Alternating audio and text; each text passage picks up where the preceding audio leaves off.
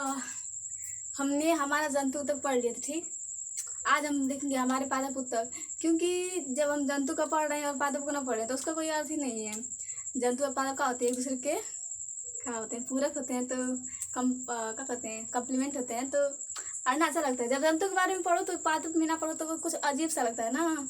तो आज हम पढ़ेंगे हमारे पादप उत्तक। कल हम जंतु तक पढ़ा था, आज हम पढ़ेंगे हमारा पादप उत्तक। देखिए, अब बात करते हैं कि पादप उत्तक आखिर ये होता क्या है। तो जैसे हमारा जो शरीर होता है, वैसे हमने जंतु में देखा था कि जो जंतु का शरीर था, मतलब मान लीजिए कि मानव का शरीर था, तो क्या ये उत्तकों से मिलकर बना था। वैसे ही जो पादप होता है, पादप का भी जो शरीर होता है, जो उसके पूरा मतलब शरीर होता है, वो अभी का होता है, उत्तक से मिलकर बना होता है। अतः पादप में पाए जाने वाले उत्तक को हम क्या कहते हैं, पादप उत्तक कहते हैं। ये जो हमारा उत्तक होता है, कौन सा पादप उत्तक, पादप उत्तक दो प्रकार का होता है। एक पहला हमारा उत्तक होता है, इसे हम कहते हैं बेजोत्तक, और जो हमारा दूसरा होता है इसे हम कहते हैं अस्थाई उत्तक। यहाँ पे देखिए विभाजित मतलब ना, जब आप इसे विभाज्य उत्तक को विभाजित करोगे ना, मतलब मान लीजिए कि देखिए इसे मैं तोड़ रही हूँ। देखिए विभाज्योतिकी, अगर आप इसे तोड़ोगे ना तो यहाँ पे आएगा विभाजित धन ओतिकी, विभाजित धन ओतिकी। तो कहती हूँ ना कि हिंदी पढ़ा कीजिए। जिस दिन हिंदी पढ़ने लगेंगे ना, आपको कोई सेंटेंस या फिर कोई वर्ड में थोड़ी तकलीफ ही नहीं होगी। क्योंकि यहाँ पर विभाजित को जब आप तोड़ोगे तो होगा विभाजित धन ओतिकी। तो ऐसा उत्तक जो हमेशा विभाजित होता रहे, ऐसा उत्तक जो हमेशा विभाजित होता रहे, क्या होता है, हमारा विभाजित ओतिकी होता है। और अस्थाई मतलब क्या होता है, नॉर्मल, उस पर कोई भी इम्पैक्ट डालते रहो, कोई प्रभाव पड़ने वाला नहीं है। उसका जो कार्य है बस वही करता रहेगा। वो अपने एक ही कार्य के प्रति अगर मतलब अग्रसर रहेगा। उसको मान लीजिए ना, जैसे कि कोई मतलब स्टूडेंट होते हैं, जैसे कि मान लीजिए कि मैं हूँ, मेरा एक बेस है, मेरा मतलब एक लक्ष्य है कि मेरे को बस यही करना है, मेरे को बस यही करना है, इसके सिवा कुछ नहीं करना है। बस उसी के लिए मरना है, मिटना है, जो करना है वो करना है, बस उसी के लिए करना है, उसके लिए कुछ नहीं करना है। इसलिए मैं क्या उसके प्रति क्या हूँ, अस्थाई हूँ। एग्जाम्पल तो बढ़िया, जैसे कि ना ये इस समय लबों की जो बात है ट्रेंडिंग है। तो वैसे इस पर विश्वास मत कीजिएगा, सबसे खराब चीज़ होती है इसमें। तो बहुत से ऐसे होते हैं ना लड़की लड़कियाँ कि मैं बस एक के लिए का हूँ, मतलब मैं बस एक के लिए ही बना हूँ, उसके लिए मरना है, मिटना है, और उसके सिवा मेरा कोई नहीं है। का है मतलब मैं अस्थाई हूँ, बस बताने का ये दे है कि का मैं अस्थाई हूँ। तो अस्थाई उत्तक का ना मेन कार्य ये होता है कि जो अस्थाई उत्तक होता है, या इसमें कोई विभाजन की प्रक्रिया नहीं होती। विभाजन की प्रक्रिया हमारी विभाजित उत्तक की होती है, लेकिन जो अस्थायी उत्तक होता है, अस्थायी उत्तक में हमारी विभाजन की प्रक्रिया नहीं होती है। ये बस अस्थायी होता है और एक ही कार्य के लिए अग्रसर होता है। मतलब इस यही कारण है ना कि इसे हम विभेदीकरण भी कहते हैं। याद रखिएगा कि जो विभेदीकरण की क्षमता होती है, मतलब जो विभेदीकरण होता है हमारे अस्थायी उत्तक में पाया जाता है। तो देखिए जो हमारा विभाज्य उत्तकी होता है ना, विभाज्य उत्तकी के द्वारा ही हमारे अस्थायी उत्तक का होता है निर्माण होता है।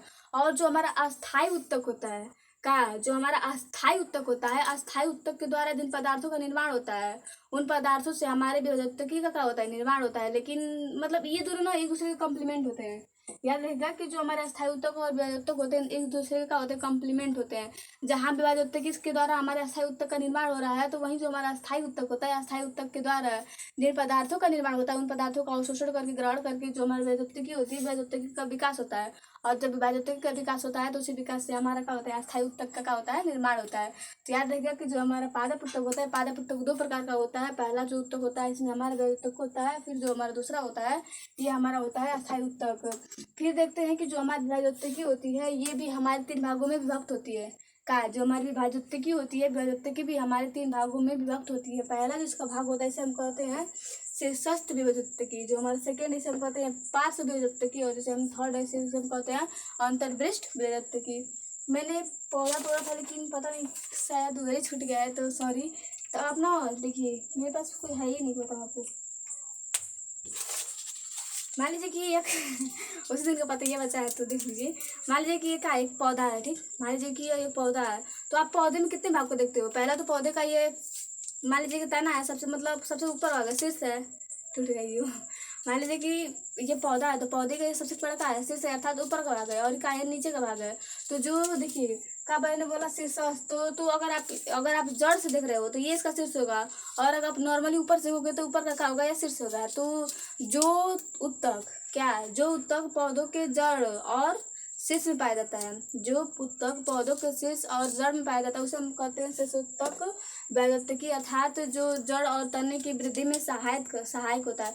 विभज्योतिकी का अर्थ होता है ना जो हमेशा विभाजित हो, हमेशा विभाजित हो, मतलब जो हमेशा विभाजित होता रहता है और पौधों की गति पौधों के वृद्धि में सहायक होता है। तो जब यहाँ पाए, मान लीजिए कि जब इसके शीर्ष पे पाया जा रहा है हमारे विभाजक की शीर्ष अस्त विभाजक की शीर्ष अस्त मेरे क्या बोलते हैं मेरिस्टेमेटिक, मान लीजिए कि हमारा शीर्षस्थ जो मेरिस्टेमेटिक है ये इसके शीर्ष में पाया जा रहा है। तो यहाँ की कोशिकाएं विभाजित होंगी तो नॉर्मल सी बात है कि बहुत तेजी से बढ़ेगा। तो आप देखते हो कि जो पौधा होता है, पौधे का जो शीर्ष होता है बहुत तेजी से गति करता है। तो पौधे का बहुत तेजी से गति करने का जो मेन कारण होता है ये होता है कि उसमें शीर्षस्थ क्या पाया जाता है, मेरिस्टेम पाया जाता है, मेरिस्टेमेटिक पाया जाता है, शीर्षस्थ मेरिस्टेमेटिक पाया जाता है। और जब उसमें शीर्षस्थ मेरिस्टेमेटिक पाया जाता है तो नॉर्मल सी बात है कि शीर्ष का ग्रो करता है। और इसके साथ देखते हो कि जो उसका पौधे की जो जड़ होती है, जड़ भी बहुत अधिक मात्रा में क्या करती है, वृद्धि करती है। आप ना नींबू का देखोगे ना तो आप देखोगे कि जो वृक्ष जो नींब जितना पर नींब हुआ, बरगद हुआ, इन सभी वृक्षों को आप देखोगे ना तो उनका जो शीर्ष जितने ऊपर भागता है ना, मतलब जितने बड़े होते हैं उतने ही जो उनकी जड़ें होती हैं ना बहुत अधिक मात्रा में फैली होती हैं। तो जो जड़ और शीर्ष को बढ़ाने में जो उत्तक सहायक होते हैं उसे हम कहते हैं शीर्षस्थ मेरिस्टेमेटिक, शीर्षस्थ मेरिस्टेमेटिक। अब आता है कि ये जो हमारा पार्श्व होता है, पार्श्व मेरिस्टेमेटिक होता क्या है, जो हमारा पार्श्व है पार्श्व मेरिस्टेमेटिक होता क्या है। तो आप देखते हो, आप पार्श्व मतलब क्या रखते हो, जो इसकी भुजा हो, पार्श्व मतलब भुजा, नॉर्मल से याद रखिएगा कि जो पार्श्व होता है, पार्श्व का शाब्दिक अर्थ होता है भुजा। तो पौधे का भुजा क्या है, उसका बीज का भाग ही ना है, जो पौधे की का है बीज का भाग है अर्थात तना है। पौधे का पार्श्व क्या है, तना है, क्योंकि उसमें हमें भाजू तो दिखाई नहीं दे रहा है, नॉर्मल सी बात है कि उसका तना है। तो जो तने की वृद्धि, मोटाई, चौड़ाई, लंबाई में जो सहायक होता है, पार्श्व मतलब याद रहेगा कि पार्श्व मतलब तना है। तो जो पौधे के तने में, तो पौधे के तने की मोटाई, लंबाई, गोलाई, चौड़ाई, यहाँ तक कि जो पौधे की जड़ और शीर्षस्थ होते हैं उनकी मोटाई वोटाई में जो सहायक होता है उसे हम कहते हैं पार्श्व विभाजक। तो पार्श्व विभाजक कहाँ पाया जाता है, तो पौधे के तने पाया जाता है। पौधे के तने की मोटाई को क्या करता है, ये मतलब पौधे की मोटाई में करता है, सहायता करता है। इसके बाद आता है हमारा अंतर्वृष्ट विभाजक, क्या अंतर्वृष्ट विभाजक। तो ये जो हमारा अंतर्वृष्ट विभाजक होता है ये कहाँ पाया जाता है, तो आप देखोगे ना कि जो पौधे होते हैं तो पौधों की जहाँ से पत्तियां लगी होती हैं, मैंने बताया था पर्णवृंत, अभी पर्णवृंत में पढ़िए, देखिए जहाँ से पौधे की जो पत्तियां लगी होती है ना, तो पौधे की पत्तियों जहाँ से लगी होती हैं वहां पे जो उत्तक पाया जाता है उसे हम कहते हैं कौन सा उत्तक, अंतर्वृष्ट उत्तक। तो पौधे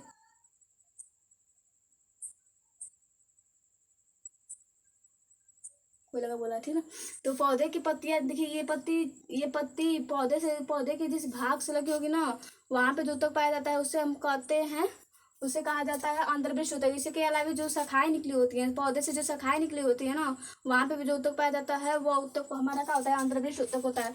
याद रखिएगा कि अंतर्वृष्ट उत्तक का मतलब ये जो शर्त होता है कि जहाँ से मान लीजिए कि पौधे का ना एक बीज का तना है, ये मान लीजिए कि पौधा है, पौधे का एक बीज का तना है, पौधे का एक शीर्ष है और पौधे का ये जड़ है। तो पौधे के मान लीजिए कि यहाँ से कुछ निकला हुआ है, यहाँ से तना निकला हुआ है, मतलब शाखा निकला हुआ है, टहनियाँ निकली हुई है। तो टहनियाँ जिस उत्तक के द्वारा यहाँ पे जुड़ी हुई हैं, ये टहनियाँ यहाँ पे जिस उत्तक के द्वारा जुड़ी हुई है इस उत्तक को हम कहते हैं अंतर्वृष्ट उत्तक। इसके अलावा यहाँ पर अगर पत्ती पाई जा रही है तो ये पत्ती भी जिस उत्तक के द्वारा जुड़ी है इस टहनी से उस वह उत्तक भी हमारा क्या होता है, अंतर्वृष्ट उत्तक होता है। तो विभाजक की 3 प्रकार की होती है। पहला उत्तक इसमें हमारा शीर्षस्थ विभाजक होता है, सेकंड हमारा पार्श्व विभाजक होता है, थर्ड अंतर्वृष्ट विभाजक है। शीर्षस्थ विभाजक वह विभाजक होता है, वह मेरिस्टेमेटिक होता है जो पौधे के शीर्ष और जड़ में पाया जाता है। जो हमारा पार्श्व मेरिस्टेमेटिक होता है ये हमारे पौधे के तने की लंबाई में भूमिका करता है, सहायता करता है। जो हमारा अंतर्वृष्ट उत्तक होता है ये जो हमारा क्या होता है, जो पौधे का जहाँ ज्वाइंटर पॉइंट होता है, जहाँ से पत्ती निकली होती है या फिर शाखाएं निकली होती है वहां पे पाया जाता है। ठीक, अब बात करते हैं कि जो हमारा पादप उत्तक का सेकेंड पार्ट होता है इसे हम कहते हैं अस्थायी उत्तक। तो जो हमारा अस्थायी उत्तक होता है, हमारा अस्थायी उत्तक भी 2 प्रकार का होता है। इसमें जो हमारा पहला मतलब क्या होता है अस्थायी उत्तक होता है, इसे हम कहते हैं सरल उत्तक कहते हैं, और सरल अस्थायी उत्तक कहते हैं। जो हमारा सेकेंड होता है, सेकेंड को हम कहते हैं जटिल अस्थायी उत्तक। ये जो हमारा सरल अस्थायी उत्तक होता है ये भी हमारे 3 प्रकार का होता है। जो हमारा सरल अस्थायी उत्तक होता है ये भी हमारा 3 प्रकार का होता है। इसमें जो हमारा पहला होता है इसे हम कहते हैं मृदुत्तक अर्थात पैरेन्काइमा। जो हमारा सेकेंड होता है इसे हम कहते हैं स्थूलकोणोत्तक, और जो सेकेंड मतलब कॉलेनकाइमा, और जो थर्ड होता है इसे हम दृढ़ोत्तक अर्थात स्कॉलेनकाइमा। तो मैंने इसकी इंग्लिश में लिखी, इंग्लिश कोई उतना इंपॉर्टेंट नहीं है, याद रखिएगा बस ऐसे ही मृदुत्तक, जैसे मृदुत्तक, स्थूलकोणोत्तक, दृढ़ोत्तक, क्या, मृदोत्तक, स्थूल उत्तक और दृढ़ उत्तक। ठीक, तो यहाँ पे देखिए आप जानते हो कि मृदु मतलब मीठा है। आपने बोलते हैं कि कोई अरे कितना मृदु भाषा बोला है, मृदु भाषा बोला, तो मृदु का अर्थ होता है मीठा, मृदु का अर्थ होता है मीठा। तो और मीठा का अर्थ क्या होता है, जो मीठा कौन बोलता है, जो कोमल होता है मीठा कौन बोलता है, मतलब नॉर्मल याद रखिए, मीठा मतलब क्या होता है, कोमल होता है। तो मृदु उत्तक, तो वे उत्तक जो कोमल होते हैं, वे उत्तक जो कोमल भागों पौधों, वे उत्तक जो पौधों के कोमल भागों में पाए जाते हैं, उन्हें हम कहते हैं मृदुत्तक। और पौधे का कोमल भाग कौन होता है, उसकी पत्ती होती है। पौधे का कोमल भाग कौन होता है, उसकी पत्ती होती है। तो याद रखिएगा कि जो पत्ती में उत्तक पाया जाता है उसे हम कहते हैं मृदुत्तक। और मैंने जब मैं पत्ते पढ़ाया था तो मैंने बताया भी था कि जो पत्ती में पाया जाता है वो हमारा मृदुत्तक पाया जाता है। याद रखिएगा कि जो हमारा मृदुत्तक होता है, मृदुधन उत्तक, तो मृदु का अर्थ होता है कोमल, तो जो हमारा मृदुत्तक होता है ये हमारे पौधों के उन भागों में पाया जाता है जहाँ मतलब पौधे का जो भाग कोमल होता है उसमें हमारा मृदुत्तक पाया जाता है। तो याद रखिएगा कि जो हमारा मृदुत्तक होता है हमारी पत्ती में पाया जाता है। जब ये पत्ती में पाया जाता है तो नॉर्मल सी बात है कि पत्ती में पाया जाता है, जिसे हम कहते हैं हरित उत्तक भी पाया जाता है, इसे हरित उत्तक भी कहा जाता है। तो याद रखिएगा कि अगर आपसे कोई पूछेगा बताइए कि हरित उत्तक किसे कहा जाता है, तो आप कहिएगा कि जो हमारा हरित उत्तक होता है ये हमारे मृदुत्तक को ही कहा जाता है। इसके बाद आता है हमारा सेकेंड पार्ट, स्थूल कोण उत्तक। क्या, स्थूल कोण उत्तक। तो देखिए मान लीजिए कि मृदुत्तक है, तो ये तो नहीं है कि मृदुत्तक हर जगह रहेगा, नहीं है ना। तो जो मृदुत्तक भी तो विकास करेगा, जो मृदुत्तक है तो मृदुत्तक भी तो का कुछ ना कुछ विकास करेगा। तो मृदुत्तक का जो परिवर्तित रूप है था, तो कह सकते हो कि जो मृदुत्तक का जो विकसित रूप होता है वह हमारा होता है स्थूल कोण उत्तक, स्थूल कोण उत्तक। और ना आप पढ़ोगे भौतिकी में ना, तो वहाँ पे एक स्थूल होता है और एक माइक्रो, और मतलब माइक्रो और एक स्थूल होता है। तो स्थूल मतलब ना बड़ा होता है। तो जो मृदुत्तक होता है, मृदुत्तक का जो परिवर्तित रूप होता है ये हमारा होता है स्थूल कोण उत्तक। इसमें क्या होता है ना कि ये भी कुछ नॉर्मल सी बात, बस याद रखिए, इतना याद रखिएगा कि जो मृदुत्तक होता है ये हमारा क्या होता है, मृदुत्तक का जो परिवर्तित रूप होता है हमारा स्थूल कोण उत्तक होता है। इसमें याद रखिएगा कि जो हमारा स्थूल कोण उत्तक होता है ये हमारे जो पौधे का पर्णवृंत होता है ना, पौधे का जो पर्णवृंत होता है उसमें पाया जाता है। और इसके अलावे ये पौधे को यांत्रिक सहारा भी देता है, मतलब पौधे को ये सहारा देने कार्य करता है। और एक पॉइंट और याद रखिएगा कि जो पौधे को लचीलापन होता है ना, जो पौधे का लचीलापन होता है, लचीलापन हमारा क्या होता है, स्थूल कोण उत्तक के कारण ही होता है। मृदुत्तक का अर्थ तो बस कोमल भाग में पाया जाएगा, जब मृदुत्तक जुटेगा तो वहाँ पे स्थूल कोण उत्तक होगा। तो जब मृदुत्तक तो कोमल भाग में पाया जा रहा है तो कोई लचीला भी तो होना चाहिए। तो लचीला जो होता है ये हमारा क्या होता है, हमारा स्थूल कोण उत्तक होता है। ये हमारे पौधों के पर्णवृंत और शाखीय भागों में पाया जाता है। इसके अलावा क्या करता है, ये पौधे को यांत्रिक शक्ति के साथ साथ सहारा और लचीलापन भी क्या करता है, प्रदान करता है। तो यहाँ पे आप याद रखिएगा कि जो पौधे का लचीलापन होता है ये क्या होता है, स्थूल कोण उत्तक के कारण होता है। ये मेन पॉइंट है। ठीक, इसके बाद हमारा थर्ड आता है दृढ़ उत्तक। आप इससे आप देख रहे हो का दृढ़ धन उत्तक, ऐसा उत्तक जो दृढ़ हो, ऐसा उत्तक जो दृढ़ हो। यहाँ पे आप इसे नॉर्मल देखो कि ये और क्या था, एकदम कोमल था, जो मृदुत्तक था एकदम कोमल था। इसके बाद पत्ते में पाएगा। इसके बाद हमारा आया स्थूल कोण उत्तक। ये मृदुत्तक से थोड़ा बहुत का था और कठोर था, तो ये पौधों को लचीला कर रहा था। लेकिन जब लचीला, हर भाग तो लचीला नहीं होता है, तो जब लचीला भी और मतलब विकसित होगा तो क्या हो जाएगा, कठोर हो जाएगा। तो वो हमारा बन जाता है दृढ़ उत्तक। क्या बन जाता है, दृढ़ोत्तक। तो जो हमारा दृढ़ोत्तक होता है, दृढ़ोत्तक हमारा दो प्रकार का होता है। और जो दृढ़ोत्तक होता है ये पौधे के ढांचे का निर्माण करता है। मतलब कह सकते हो कि जो पौधे का सहारा होता है, यांत्रिक शक्ति होती है, कुछ भी होती है, ये हमारा दृढ़ोत्तक करता है। क्योंकि दृढ़ोत्तक मतलब दृढ़, जो दृढ़ है पौधे को दृढ़ता से बनाए रखता है। तो पौधे को शक्ति प्रदान करना, सहारा देना का कार्य क्या करता है, हमारा दृढ़ोत्तक करता है। जो हमारा दृढ़ोत्तक होता है, दृढ़ोत्तक हमारा दो प्रकार का होता है। इसमें हमारा जो पहला पार्ट होता है इसे हम कहते हैं दृढ़ रेशे, और जो हमारा सेकेंड होता है दृढ़ कोशिकाएं। आप देखते हो कि दृढ़ रेशे में आप क्या देखते हो, जो रस्सी बनती है वही तो दृढ़ होती है। रेशा मतलब क्या होता है, रस्सी होता है। रेशा मतलब रस्सी, रेशा मतलब रस्सी। तो रस्सी कौन सी होती है, जैसे कि पटुआ हुआ, पटसन हुआ, तो वो सभी क्या होती है, रेशे होती है। तो जो पटुआ और पटसन बने होते हैं ना, पटुआ और पटसन से जो हमारे रेशे प्राप्त होते हैं वे हमारे दृढ़ रेशे को प्राप्त होते हैं। मतलब वो जो पटुआ और पटसन से जो हमारे रेशे प्राप्त होते हैं वे रेशे जिन उत्तकों के द्वारा बने होते हैं वे हमारे उत्तक होते हैं दृढ़ रेशे उत्तक, दृढ़ रेशे उत्तक। इसके अलावा अगर आपको दृढ़ रेशे उत्तक ना याद आए तो आप कहिएगा कि वह दृढ़ उत्तक के क्या होते हैं, बने होते हैं। जो हमारे रेशे होते हैं पटुआ और पटसन, ये सभी जो जितने मतलब क्या होते हैं रस्सी वाले जो भी क्या होते हैं, पौधे होते हैं वे हमारे दृढ़ोत्तक बने होते हैं। जो रस्सियाँ होती हैं, पौधे नहीं, जो रस्सियाँ होती हैं वो दृढ़ोत्तक बनी होती हैं। और दृढ़ोत्तक का एक प्रकार होता है दृढ़ रेशे के द्वारा बनी होती हैं। और जो नारियल का रेशा होता है ना, उसे भी याद रखेगा कि वो भी हमारे दृढ़ोत्तक का ही का होता है, बना होता है। और इसके बाद आता है हमारा दृढ़ कोशिकाएं। तो दृढ़ कोशिकाएं किसमें पाई जाती है? जो चीज़ खाने में का हो, कठोर हो, मतलब खाने में कठोर हो, वहाँ पे अर्थात खाने में दृढ़ हो। तो खाने में जो दृढ़ होता है उसमें हमारी दृढ़ कोशिकाएं पाई जाती हैं। तो खाने में कठोर क्या लगता है आपको? अगर अखरोट लगता होगा, अखरोट तोड़ते हो तो कठोर कठोर लगता है ना। इसके अलावा जो बादाम खाओगे तो उसमें भी थोड़ा क्या होती है, थोड़ी कठोरता आती है। और जो हमारा नाशपाती होता है, नाशपाती का जो गूदा होता है वह भी हमारी दृढ़ कोशिकाओं का बना होता है। तो ये पॉइंट याद रखिएगा, इसमें याद रखिएगा हमारा दृढ़ रेशा। और अखरोट कभी मत भूलिएगा, अखरोट हर बार क्वेश्चन पूछता है तो अखरोट याद रखिएगा, बादाम याद रखिएगा, नाशपाती का गूदा थोड़ा बहुत याद रखिएगा, कौन बात नहीं है, लेकिन ये सब याद रखिएगा। इसके अलावा जो हमारे दृढ़ रेशे में है, दृढ़ रेशे में आप याद रखिएगा, इसमें परसा आता है, पटुआ आता है, नारियल का जो रेशा आता है, ये सभी आते हैं हमारे दृढ़ रेशे में आते हैं। और ये सभी जो प्रकार होते हैं हमारे किसके होते हैं? दृढ़ उत्तक के होते हैं। इसके बाद हमारा सेकंड आता है, यहाँ पे हमारा सरल उत्तक समाप्त हुआ। और सरल उत्तक क्या होता है? सरल मतलब जो एक कोशिका का बना होता है। सरल मतलब देखिए, सरल उत्तक, सरल अस्थायी उत्तक वे अस्थायी उत्तक होते हैं जो एक कोशिका मतलब एक कोशिका के बने होते हैं। और जो हमारा जटिल अस्थायी उत्तक होता है, जटिल अस्थायी उत्तक वह उत्तक होता है जो बहुत सारी कोशिकाओं से मिलकर बना होता है। ठीक, इसके बाद जो हमारा जटिल अस्थायी उत्तक होता है, जटिल अस्थायी उत्तक दो प्रकार का होता है। इसमें जो हमारा पहला उत्तक होता है इसे हम कहते हैं जाइलम, और जो हमारा सेकंड होता है इसे हम कहते हैं फ्लोएम। मैंने पति पढ़ाया था तो बताया था कि जाइलम और फ्लोएम का होता है। देखिए यहाँ पे ना जो जाइलम और फ्लोएम है, यही दोनों मिलकर के हमारे संवहन बंटन का करते हैं, निर्माण करते हैं। तो आपसे कोई कहे ना कि आप संवहन बंटन के बारे में लिखिए, तो संवहन बंटन के बारे में लिखते समय बस आप जाइलम और फ्लोएम के बारे में लिख दीजिएगा, आपका संवहन बंटन का हो जाएगा, समाप्त हो जाएगा। और अच्छे से आप उसके बारे में डिस्कस भी कर दोगे। ठीक, तो आप जानते हो कि जो पौधों में जो भोजन का स्थानांतर होता है वह जल के द्वारा ही क्या होता है? आता जाता रहता है, जल के द्वारा ही आता जाता रहता है। तो जो जल के परिवहन का जो मेन कार्य होता है ये हमारे जाइलम के द्वारा होता है। इसके अलावा जो पत्तियां होती हैं, पत्तियां में जो भोजन बन जाता है उस भोजन का जो संवहन होता है हमारे फ्लोएम के द्वारा होता है। तो भोजन का जो संवहन होता है, भोजन या फिर भोज्य पदार्थ का संवहन हमारे फ्लोएम के द्वारा होता है। और जल का जो वहन होता है हमारे जाइलम के द्वारा होता है।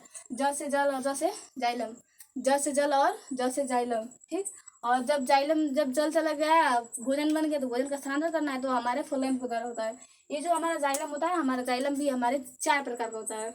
जाइलम ये इतना मतलब डीपली अगर आप इसे जाइलम और फ्लोएम के प्रकार को नहीं पढ़ोगे, फिर बस आप जटिल उत्तक में जाइलम और फ्लोएम भी जानते हो तो बहुत है, उतने में काम चल जाएगा। लेकिन नॉलेज लेना है तो नॉलेज पूरा लो, अधूरा नॉलेज लेना कोई ज़रूरी नहीं है। ठीक, देखिए तो ये हमारा जो जाइलम होता है, जाइलम 4 प्रकार होता है। इसमें हमारा पहला पार्ट होता है वाहिनिकाएं, दूसरा का जो भाग होता है वाहिकाएं होता है, जो थर्ड होता है हमारा जाइलम द्योतक होता है, और जो फोर्थ होता है हमारा जाइलम रेशे होता है।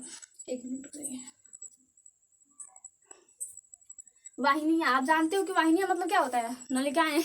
वाहिनियाँ मतलब क्या होता है? नलिकाएं। तो जो नलिकाएं होती हैं ये हमारी क्या होती हैं? वाहिनियाँ। वाहिनियाँ जो होती हैं नलिका के समान संरचना होती हैं। जो हमारी वाहिनियाँ होती हैं, वाहिनियाँ ये हमारे नलिका के समान संरचना होती हैं। ये हमारे क्या होती हैं? पौधे को सहारा देती हैं या फिर जाइलम को सहारा देती हैं। इसके अलावा क्या करती हैं? ये जल का वहन करती हैं, जल और खनिज लवण का क्या करती हैं? वहन करती हैं। इसके बाद हमारा आता है वाहिकाएं। वाहिकाएं भी वही होती हैं। वाहिका मतलब क्या जानते हो? वाहिका मतलब नाली। नहीं बोला जाता है कि वाहिका बनाना है, वाहिकाएं बना देखिए वाहिनियाँ मतलब नलिकाएं, लेकिन वाहिकाएं मतलब ना नाली। तो ये जो वाहिकाएं का होती हैं ये बेलनाकार संरचनाएं होती हैं। ये भी वही करती हैं। ये जो पौधे होते हैं, पौधे को क्या करती है? यांत्रिक शक्ति प्रदान करती हैं। और यांत्रिक शक्ति प्रदान करने के साथ साथ जो वाहिनिकाएं का कार्य होता है वही ये भी करती हैं। ये भी हमारे भोज्य पदार्थ और नहीं खनिज लवण वगैरह का क्या करती हैं? वहन करती है। इसके बाद हमारा थर्ड आता है जाइलम मृदुत्तक। आप जानते हो कि मृदुत्तक, अरे मैं नहीं बताया ना, यहाँ पे जो हमारा मृदुत्तक होता है ना, मृदुत्तक का जो मेन कार्य होता है कि ये जो कुछ मृदुत्तक मतलब मृदुत्तक का कार्य होता है भोजन का संचयन करना, भोज्य पदार्थों का संचयन करना।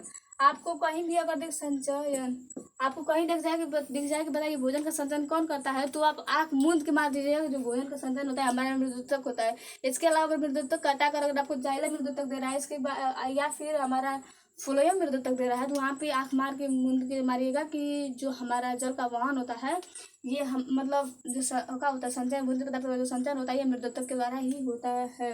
ठीक, तो जाइलम मृदुत्तक में क्या होता है? भोजन का संचयन होता है। याद रखिएगा कि जो हमारे जाइलम होते हैं, जाइलम में सभी का होते हैं निर्जीव होती हैं। इसकी भी कोशिकाएं निर्जीव होती हैं, इसकी भी कोशिकाएं निर्जीव होती हैं। और जो जाइलम रेशे होते हैं, जाइलम रेशे की भी कोशिकाएं निर्जीव होती हैं।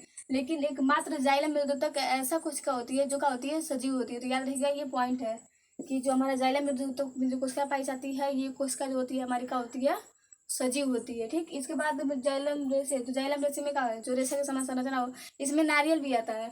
नारियल का जो रेशा होता है ना, मतलब जो नारियल का जो रेशा होता है वो जाइलम रेशे के अंतर्गत भी आता है। और इसके अलावा जो दृढ़ोत्तक होता है, दृढ़ोत्तक में जो जो दृढ़ रेशे होते हैं दृढ़ रेशे में रहते हैं। अगर आपको प्रश्न में अगर जाइलम रेशे नहीं दे रहा है तो वहाँ पे आप मारिएगा का स्क्लेरेंकाइमा या फिर दृढ़ोत्तक या फिर दृढ़ रेशे।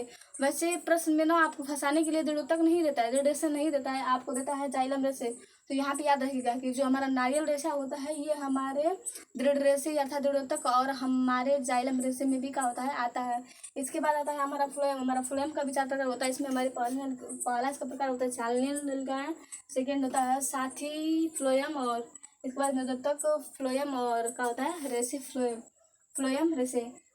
तो जो चालनी का अर्थ क्या होता है, चालनी मतलब चालना, चालनी मतलब चालना ना बोला जाला, बोला जाता है गाँव में अरे चालनी दे ना आटा चाले के बाटे। तो चालनी का तो यहाँ पे ना चालनी फ्लोएम भी वही होती है। ये एक संरचना होती है, इसमें क्या होती है, इसमें चालनी के समान संरचनाएं पाई जाती हैं और ये भोज्य पदार्थों का करती हैं। इससे मतलब ना देखिए, मान लीजिए कि यहाँ पे ना एक ऊपर का पार्ट है और एक नीचे का, एक इधर का पार्ट है एक नीचे का पार्ट है। ये जो पार्ट होता है ना ये हमारे का होता है, ये मृदुतक होता है। तो मान लीजिए कि ना यहाँ पे गांठें होती हैं, ऐसे जो होते हैं यहाँ पे का फ्लोएम लगे होते हैं। तो फ्लोएम के बीच बीच में मान लीजिए कि फ्लोएम की एक नलिका है, फ्लोएम के बीच में ना यहाँ पे एक एक मतलब एक पॉइंट पाया जाता है, वहाँ पे ये हमारा पाया जाता है कौन सा, चालनी नलिकाएं। चालनी नलिका ऐसे नलिका होती है, मतलब ना ये क्या होती है चालनी के समान संरचना होती है। जब भोज्य पदार्थ मान लीजिए कि ये जो हमारा भोज्य पदार्थ है ऐसे गुजर रहा है तो जो भोजन होता है ये इस नलिका के इस चालनी नलिका के द्वारा गुजरता है। याद रखिएगा कि जो भोजन को छानने का कार्य होता है, भोज्य पदार्थ को चालने का कार्य होता है, ये हमारी चालनी नलिकाओं के द्वारा होता है। इसके बाद आता है हमारे साथी नलिकाएं, साथी मृदुत्तक, साथी फ्लोएम। तो ये हमारे चालनी के बगल में पाई जाती हैं और इनका नियंत्रण करने के कार्य भी क्या करती है। तो याद रखिएगा कि जो हमारे चालनी नलिकाएं होती हैं, चालनी नलिकाओं का नियंत्रण जो होती है हमारी साथी नलिकाएं करती है। इसके बाद आता है हमारा फ्लोएम मृदुत्तक। तो मृदुत्तक का अर्थ क्या होता है, वही भोजन का संचयन करना। तो ये क्या करती हैं, भोजन का संचयन करती हैं, संचयन या फिर संवहन करती है। इसके बाद हमारा रेशे, तो रेशे में वही आता है कि ये भी क्या होता है, पौधों को यांत्रिक शक्ति प्रदान करता है। तो ऐसा करती हूँ आपके लिए वीडियो हेल्पफुल आएगा। ठीक, देखिए याद रखिए कि जो पादप होता है, पादप उत्तक के 2 प्रकार होते हैं। पहला वैजोत्तक होता है, दूसरा का अस्थायी उत्तक होता है। जो हमारा वैजोत्तक होता है, वैजोत्तक हमारे 3 प्रकार का होता है। पहला हमारा मृदुत्तक, दूसरा का स्थूलगुणोत्तक, तीसरा का हमारा का होता है स्थूलगुणोत्तक के बाद अंतर्वृष्ट। अरे इस पर कम है। जो हमारा वैजोत्तक होता है 3 प्रकार होता है, शीर्षस्थ होता है, पार्श्व होता है और अंतर्वृष्ट होता है। जो हमारा सेकंड अस्थायी उत्तक 2 प्रकार का होता है। पहला का होता है हमारा सरल होता है, जो दूसरा होता है क्या होता है, ये जटिल होता है। जो हमारा जटिल होता है, जो हमारा सरल होता है, सरल हमारा 3 प्रकार का होता है। इसमें मृदुत्तक, स्थूलगुणोत्तक और दृढ़ोत्तक होता है। जो हमारा जटिल होता है, जटिल 2 प्रकार का होता है, फ्लोएम होता है और जाइलम होता है। जो फ्लोएम और जाइलम होता है ये दोनों मिलकर के हमारे संवहन बंटन का निर्माण करते हैं। जो हमारा जाइलम होता है, जाइलम भी 4 प्रकार का होता है। जो हमारा फ्लोएम होता है, हमारा फ्लोएम भी 4 प्रकार का होता है। जो हमारा जाइलम होता है, जाइलम में 4 प्रकार वाहिकाएं, जाइलम रेशे और जाइलम मृदुत्तक। जो हमारा फ्लोएम होता है, फ्लोएम भी वही होता है, चालनी नलिकाएं, साथी का होता है साथी फ्लोएम, उसके बाद मृदुत्तक और उसके बाद का होता है हमारा फ्लोएम रेशे। तो अभी इंटरनल फुल है तो ज़्यादा एक्सप्लेन नहीं करूँगी। बाय, आज के लिए बस इतना ही, फिर मिलते हैं अगले वीडियो में।